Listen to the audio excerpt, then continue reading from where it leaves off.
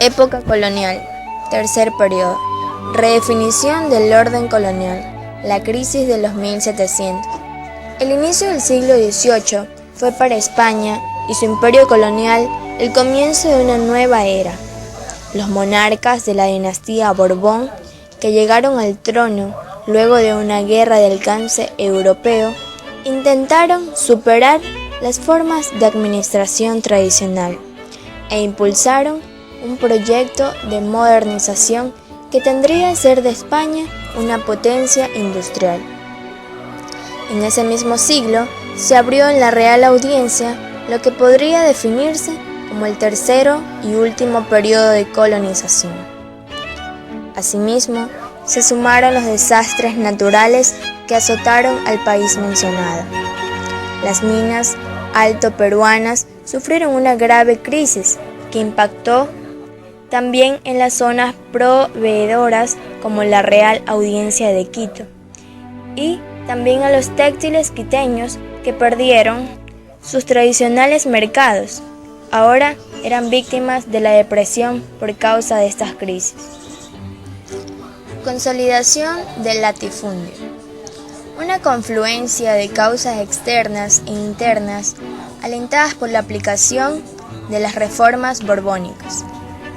Definió lo que en términos generales se ha llamado crisis de los 1700.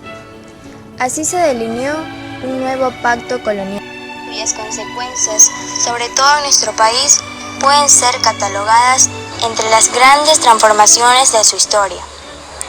De este modo, se acentuó el proceso de consolidación del latifundio como eje de todo el sistema económico, que se dio en buena parte a costa de las propiedades de las comunidades indígenas, a quienes se compró en forma forzada o simplemente se les despojó de aquellas tierras.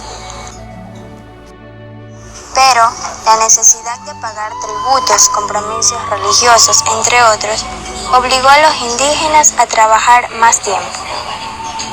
A mediados del siglo XVIII, el latifundio se había consolidado en la región serrana de la Audiencia de Quito, mientras que en la costa, especialmente en la segunda mitad del siglo, se dio una significativa alza de la producción y exportación del cacao.